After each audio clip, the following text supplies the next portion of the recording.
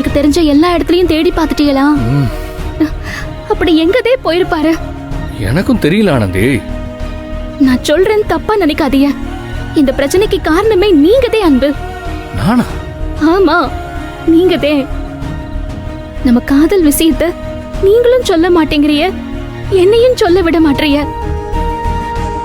இதெல்லாம் மீறி நான் உங்களதையும் காதலிக்கிறேன்னு மகேஷ் சார் கிட்ட சொல்லும் போது அவரு காதலியே வாங்காம கிளம்பி போயிட்டாரு. இந்த விதியும் நம்மள பாடா படுத்துது. இதை சொல்லாம மறைக்க மறைக்க சிக்கல் இன்னும் கூடுமே தவிர ஒரு முடிவுக்கு வரவே வராது. ஆனந்தி, நீ ஆதங்கத்துல ஏதோ பேசிட்டு இருக்க. உன் விஷயத்துல அவங்க அம்மா பிரச்சனை பண்றதையே மகேஷ் சாரால ஏத்துக்க முடியல. அதான் வீட்டை விட்டு போயிட்டாரு.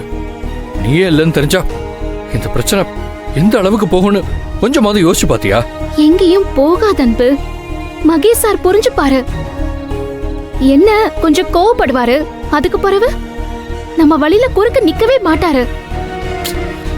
அவர் வாழ்க்கையில அடுத்து என்ன செய்யறதுன்னு யோசிக்க ஆரம்பிச்சிருவாரு. நீ நினைக்கிற அளவுக்குலாம் இந்த சாதாரண விஷயம் இல்ல. மகேஷ் சாரோட மனசு ஒரு பூ மாதிரி. உண்மையை சொல்லி அதை கசக்கி போட சொல்றியா? அதுக்கப்புறம் எவ்வளவுதான் மன்னிப்பு கேட்டாலும், என்னதான் நன்றி கடன் திருப்பி செஞ்சாலும் அவர் பழைய நிலைமைக்கு வர மாட்டாரு.